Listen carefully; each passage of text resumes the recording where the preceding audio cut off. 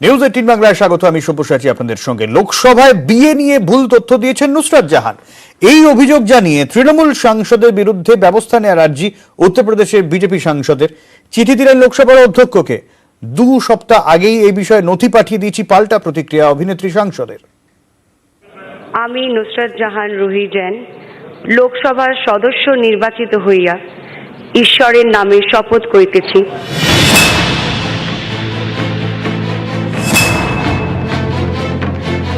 बयान दिया है उस पर कार्रवाई होनी चाहिए और जो भी सख्त से सख्त कार्यवाही कर सके अध्यक्ष महोदय से मैं निवेदन किया है कि उनके खिलाफ होनी चाहिए।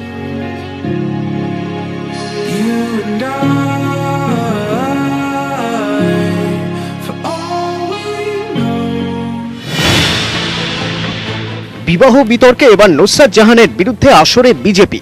বসিরহাটে তৃণমূল সাংসদের বিরুদ্ধে লোকসভার অধ্যক্ষকে চিঠি দিলেন উত্তরপ্রদেশের বদায়ুর বিজেপি সাংসদ সংঘমিত্রা মৌর্য।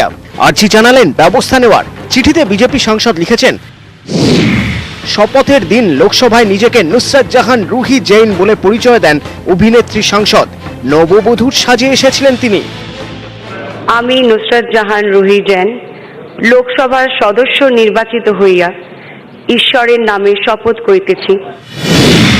বিজেপি সাংসদের দাবি, লোকসভার ওয়েবসাইটে নুসরাতের প্রোফাইলে এখনো জলজল করছে বিবাহিত স্ট্যাটাস, অথচ তিনি নিজেই বিবৃতি দিয়ে জানিয়েছেন নিখিলের সঙ্গে তার বিয়ের আইনি বৈধতা নেই। অভিযোগপত্রের সঙ্গে সেই বিবৃতির কপিও পাঠিয়েছেন বিজেপি সাংসদ, যাতে নুসরাত লেখেন, বিয়ের অনুষ্ঠান হয়েছিল তুরস্কে। তুরস্কের আইনে এই বিয়ে বৈধ নয়। ভারতে ভিন ধর্মে বিয়ে হলে বিশেষ বিবাহ আইনে রেজিস্ট্রি করতে হয়। নিখিলের সঙ্গে তার বিয়ের ক্ষেত্রে সেরকম হয়নি। বিয়ের যেহেতু আইনি বৈধতা নেই, তাই বিচ্ছেদের প্রশ্নই ওঠে না। এই তথ্য তুলে ধরে উত্তরপ্রদেশের বিজেপি সাংসদের দাবি, ইচ্ছাকৃতভাবে লোকসভার সচিবালয়কে ভুল তথ্য দিয়েছেন নুসরাত জাহান। এটা অনৈতিক। ভোটারদের সঙ্গেও প্রতারণা করেছেন। এই অনৈতিক ও বেআইনি কাজের জন্য নুসরাতের বিরুদ্ধে ব্যবস্থা নেওয়া হোক কিংবা বিষয়টি লোকসভার এথিক্স কমিটিতে পাঠানো হোক। तो उन्होंने सार्वजनिक रूप से एक झूठ बोला या संसद में जो फीड किया, उसको देखते हुए मैंने अध्यक्ष महोदय से अपील किया है कि ऐसी अनैतिक उन पर जो उन्होंने कार्यवाही की है, बयान दिया है, उस पर कार्यवाही होनी चाहिए। তিনি নিজেই তথ্য দিচ্ছেন যে বিয়েই হয়নি আমার। তো বিয়ের তার বৌভা কি করলো? মুখ্যমন্ত্রী বৌভা তো খেয়ে এলেন, সিঁদুর টিপ পরে সারা জায়গায় ঘুরে ঘুরে ভোটও নিলেন, লোককে বোকা বানিয়ে এমপিও হয়েছেন। এর বিচার হওয়া উচিত। মানুষের সঙ্গে প্রতারণার সীমা থাকা উচিত। এটা শোভা দেয় না। আমার মনে হয় স্বীকার করা উচিত অন্যায় এবং তার সাজাও পাওয়া উচিত। পাল্টা নুসরাত জাহানের দাবি, 2 সপ্তাহ আগে প্রয়োজনীয় নথি লোকসভায় জমা দিয়েছি। কোন সাংসদ কি অভিযোগ করলেন তা নিয়ে মন্তব্য করব না। এটা হাস্যকর যে আজকে পার্লামেন্টকে শাখা সিঁদুর নিয়েও তদন্ত করতে বলা হচ্ছে। এর চেয়ে হাস্যকর আর কিছু হতে পারে না। ধুমধাম করে বিয়ে, সর্বত্রই জুটিতে হাজির নুসরাত নিখিল। হঠাৎই ছন্দপতন। সন্তান সম্ভব হওয়ার খবর এবং নুসরাত যশের সম্পর্ক ঘিরে জল্পনা। তারপরেই বিয়ে নিয়ে বিস্ফোরক নুসরাত। বিতর্কের বল এবার রাজনীতির কোর্টে। অরুণিমা দে, নিউজ 18 বাংলা। কালিয়াচক কাণ্ডের তদন্তে এবার অ্যাসিড রহস্য। অ্যাসিডের চৌবাচ্চায় ডুবিয়ে দেহ লোপাটের ছক কষেছিল আসিফ। ঘর থেকে উদ্ধার হওয়া রাসায়নিকের ড্রাম ঘিরে এমনই সন্দেহ।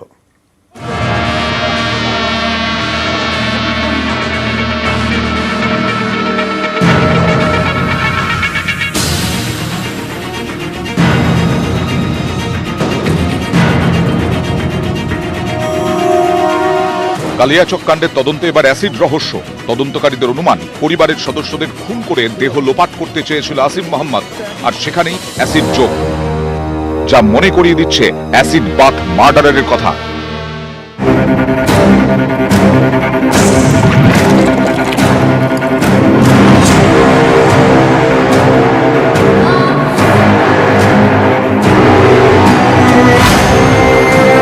In the early 19th century, London was a dangerous place to live. 1940 সালে ব্রিটেন কাঁপায় সিরিয়াল কিলার জন জর্জ হাই 9 জনকে হত্যা করে। খুন করার পর দেহ সালফিউরিক অ্যাসিডে ডুবিয়ে রাখত। এভাবেই দেহ লোপাট করে দিত। অপরাধের ইতিহাসে এই খুনি অ্যাসিড বাথ মার্ডারার নামে পরিচিত। আসিফের বাড়ি থেকে উদ্ধার হওয়া রাসায়নিকের ড্রাম গোয়েন্দাদের মনে করিয়ে দিচ্ছে হাইয়ের কথা। তদন্তকারীদের সন্দেহ, পরিবারের 4 সদস্যের দেহ লোপাটের জন্য সম্ভবত এমনই ছক কষেছিল আসিফ। রাসায়নিকের চৌবাচ্চা তৈরি করে তাতে দেহ ডুবিয়ে রেখেছিল। 4টি দেহ পচে গেলেও যে কারণে গন্ধ পাননি কেউ। গোয়েন্দাদের এই সন্দেহ আরো জোরালো করছে আসিফের ল্যাপটপের সার্চ হিস্ট্রিতে মেলা তথ্য, যাতে দেখা যাচ্ছে খুনের পদ্ধতি এবং খুনের পর দেহ লোপাটের প্রক্রিয়া নিয়ে বিশদে পড়াশোনা করেছিল আসিফ। আসিফের দাদা আরিফ আবার কেমিস্ট্রির ছাত্র। দাদার রসায়নের বই থেকেও ভাই কোনো রাসায়নিকের খোঁজ পেয়েছিল কিনা সেটাও ভাবাচ্ছে গোয়েন্দাদের। 2 ভাইকে নিয়ে যাওয়া হচ্ছে এবং তাদের সঙ্গে কথা বলছেন পুলিশের তদন্তকারীরা, এবং বাড়ির সদর দরজা দিয়ে ভিতরে নিয়ে যাওয়া হয়েছে 2 ভাইকেই, যেখানে ডেপুটি ম্যাজিস্ট্রেট রয়েছেন, পুলিশ সুপাররা আছেন। ভেতরে গিয়ে দেখা হচ্ছে ঠিক কোথায় কিভাবে খুন বা দেহ পুঁতে রাখার ঘটনা হয়েছে। অ্যাসিড তত্ত্ব নিয়ে নিশ্চিত হতে 3 পর্যায়ে মাটি পরীক্ষার সিদ্ধান্ত নিয়েছেন তদন্তকারীরা। যে গর্তে দেহ পোতা হয়েছিল সেই গর্তের উপরে থাকা মাটি, দেহের কাছ থেকে সংগ্রহ করা মাটি এবং দেহের গায়ে লেগে থাকা মাটি।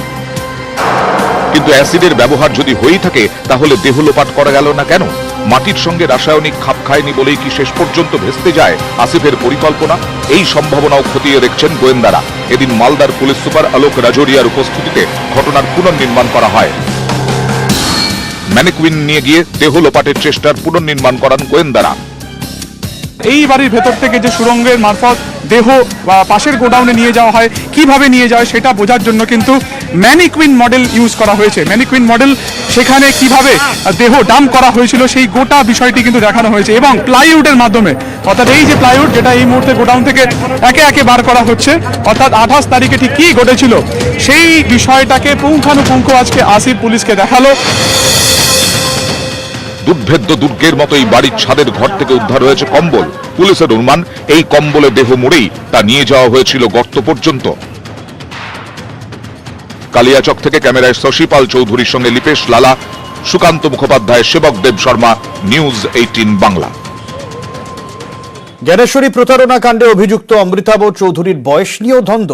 দুর্ঘটনায় মৃত অমৃতাভর বার্থ সার্টিফিকেট অনুযায়ী এখন তার 39 বছর হওয়ার কথা, কিন্তু জীবিত অমৃতাভকে দেখতে 28 থেকে 30 বছর বয়সীদের মতো।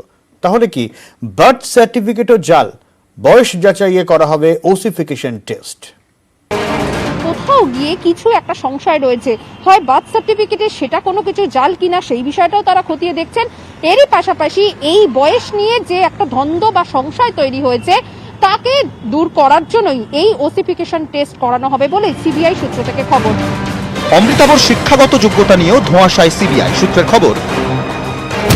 জ্ঞানেশ্বরী দুর্ঘটনায় মৃত অমৃতাভ বিটেক পাস, বিপি পোদ্দার থেকে বিটেক পাস করেন, কিন্তু জীবিত অমৃতাভর দাবি ইঞ্জিনিয়ারিং এর কিছুই তার মনে নেই। এখন অমৃতাভর আসল পরিচয় জানতে ডিএনএ টেস্টই ভরসা সিবিআই এর। সূত্রের খবর, অমৃতাভর ডিএনএ টেস্টের প্রস্তুতিও তুঙ্গে। কয়েকটি সরকারি হাসপাতালে কথা বলেছে সিবিআই।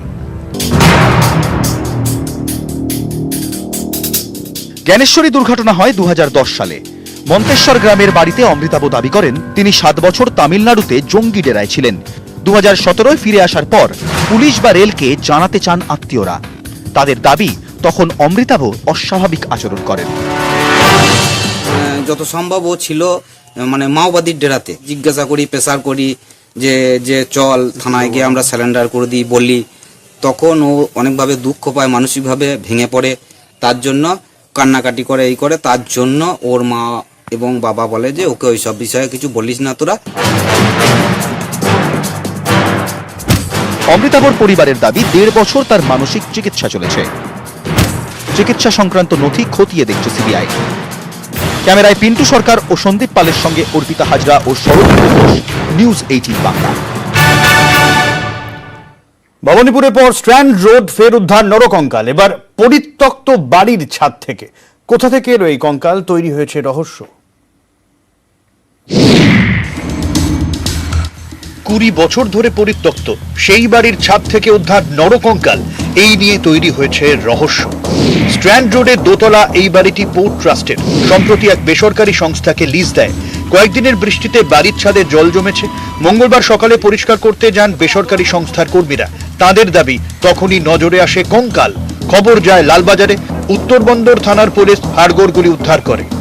15/1 স্ট্র্যান্ড রোড গঙ্গার পাড়ে পোর্ট ট্রাস্টের যে জীর্ণ বিল্ডিং রয়েছে, পুলিশ সূত্রে যেমনটা জানা যাচ্ছে আনুমানিক সকাল 10:30 নাগাদ এই যে বিল্ডিং পরিত্যক্ত অবস্থায় রয়েছে, এই বিল্ডিংই একটি বেসরকারি সংস্থাকে ওয়্যার হাউস বানানোর জন্য লিজে দেওয়া হয়েছিল।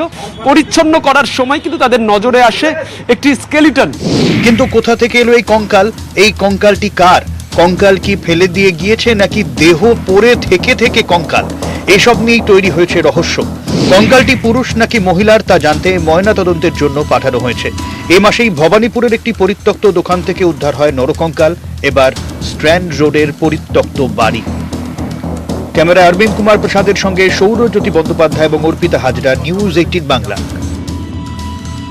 তাকে গ্রেফতার করা যাবে না এই প্রতিশ্রুতি দিলে তবেই দেশে ফিরবেন বিনয় মিশ্র। হাইকোর্টে জানালেন বিনয়ের আইনজীবী অভিষেক মনু সিংভি।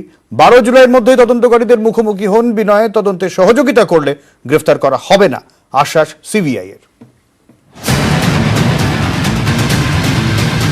প্রশান্ত মহাসাগরের বুকে দ্বীপরাষ্ট্র ভানুয়াতু, জল্পনা সেখানেই লুকিয়ে কয়লা ও গরু পাচার কাণ্ডের অন্যতম অভিযুক্ত বিনয় মিশ্র।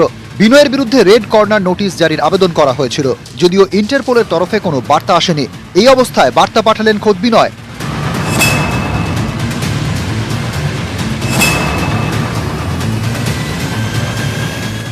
মঙ্গলবার কলকাতা হাইকোর্টের বিচারপতি তীর্থঙ্কর ঘোষের বেঞ্চে শুনানি। সেখানেই বিনয়ের আইনজীবী অভিষেক মনু সিংভি জানান, সিবিআই ও ইডি প্রতিশ্রুতি দিক বিনয় মিশ্রকে গ্রেপ্তার করা হবে না, তাহলে তিনি দেশে ফিরতে পারেন। ভিসা সংক্রান্ত প্রয়োজনীয় সহযোগিতার শর্তও রেখেছেন বিনয় মিশ্র। এই প্রস্তাবে রাজি সিবিআই, তবে পাল্টা তাদের শর্তের কথা জানিয়েছেন অ্যাডিশনাল সলিসিটর জেনারেল ওয়াই.জে. দস্তুর। তিনি জানিয়েছেন 12 জুলাইয়ের মধ্যে তদন্তকারীদের মুখোমুখি হতে হবে বিনয় মিশ্রকে, তদন্তে সহযোগিতা করতে হবে, তাহলে রেড কর্নার নোটিশের পথে হাঁটবে না সিবিআই। বিনয় মিশ্রকে গ্রেপ্তার করবে না সিবিআই বা ইডি। এর আগে বিনয় মিশ্রের ভার্চুয়াল শুনানির প্রস্তাব দেন সিংভি। প্রস্তাব নাকচ করে দেয় সিবিআই। তাঁদের দাবি, বিনয় মিশ্র ঠিক কোথায় এখন রয়েছেন তা নির্দিষ্ট করে বলা যাচ্ছে না। দেশে বিদেশে তাঁর 2টি স্থায়ী ঠিকানা, 2টি ভোটার কার্ড, 2-এর বেশি পাসপোর্ট। এমন অভিযুক্তে ভার্চুয়াল শুনানি সম্ভব নয়। এই জায়গা থেকেই বিনয়ের প্রস্তাবের পাল্টা সিবিআই এর শর্ত। 12 জুলাইয়ের মধ্যে সশরীরে তদন্তকারীদের মুখোমুখি হন বিনয় মিশ্র। অর্ণব হাজরা, নিউজ 18 বাংলা। রাশিয়া তৈরি স্পুটনিক ভি ভ্যাকসিনের তুলনায় ভারতে তৈরি স্পুটনিক ভি ভ্যাকসিন কতটা কার্যকর তারই তুলনামূলক পরীক্ষা এবার কলকাতায়। বুধবার থেকে পিয়ারলেস হসপিটালে শুরু হচ্ছে ট্রায়াল।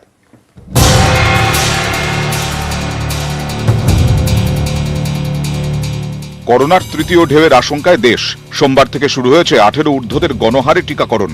কোভ্যাক্সিন, কোভিশিল্ডের পর রাশিয়ায় তৈরি স্পুটনিক ভি ভ্যাকসিনও দেশে শুরু হয়েছে।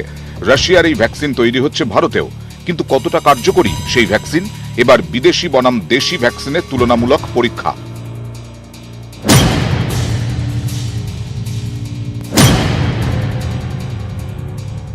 23 জুন থেকে কলকাতার পিয়ারলেস হাসপাতালে রাশিয়ান স্পুটনিক ভি এবং ভারতবর্ষে তৈরি স্পুটনিক ভি এর তুলনামূলক পরীক্ষা হতে চলেছে, যা দেশের মধ্যে প্রথম। এই যে ইন্ডিয়ান স্পুটনিক ভ্যাকসিনটা আছে তার কার্যকারিতাটা আমরা দেখব 2টো করে ডোজ দিয়ে, এবং 6 সপ্তাহের মাথায় আমরা কম্পেয়ার করে দেবো যে অ্যান্টিবডি প্রোডাকশন বা প্রতিরোধ করার কোষ প্রোডাকশনটা দুটোর মধ্যে সমান হচ্ছে। হায়দ্রাবাদে তৈরি স্পুটনিক ভি পরীক্ষা শহরে সম্পূর্ণ সুস্থ এবং করোনা নেগেটিভদের টিকা দেওয়া হবে। দেশি স্পুটনিক ভি রাশিয়ার টিকার মতোই কার্যকরী কিনা তা পরীক্ষা হবে। দেশে প্রায় 10টি কেন্দ্রে 288 জনের ওপর পরীক্ষা। এটা র্যান্ডমাইজড ডাবল ব্লাইন্ড ট্রায়াল বলা হয়, যেটাতে আমরা কেউই জানছি না, আমরা জানবো না, সাবজেক্ট জানবে যে তারা কোন ভ্যাকসিনটা পাচ্ছেন, বাট তারা ভ্যাকসিনই পাবেন। আইদার সেটা রাশিয়ান স্পুটনিক আমরা যেটা বলছি, অথবা ইন্ডিয়ান স্পুটনিক যেটা হেট্রো আমাদের তৈরি করছেন। ইন্ডিয়াতে ম্যানুফ্যাকচার হলে কোয়ান্টিটি লিমিটেশন থাকবে, যেটা ইম্পোর্ট হচ্ছে তার একটা লিমিটেশন আছে। এখানে ম্যানুফ্যাকচার হলে অনেক অনেক বেশি লোকেরা লাভবান হবে এবং কস্টটা কম হতে পারে। সোমবার দেশে একদিনে 80 লক্ষ মানুষকে টিকা দেওয়া হয়েছে, যা রেকর্ড। বিশেষজ্ঞরা বলছেন সব মানুষকে দ্রুত প্রতিষেধক দিতে হলে আরো বাড়াতে হবে টিকার উৎপাদন।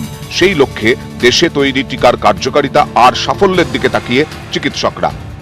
এই পরীক্ষায় যদি রাশিয়ান স্পুটনিক ভি এর মতোই ভারতবর্ষে তৈরি স্পুটনিক ভি কার্যকরী এমনটা প্রমাণিত হয়, তবে ভারতবর্ষে আরও বেশি পরিমাণে স্পুটনিক ভি ভ্যাকসিন তৈরি করা যাবে। চিকিৎসকরা আশাবাদী তাতে ভ্যাকসিনের যে অভাব রয়েছে এই মুহূর্তে দেশে তা হয়তো কিছুটা হলেও কমবে। ক্যামেরায় রাজীব কুমারের সঙ্গে প্রচেতা, নিউজ 18 বাংলা, কলকাতা।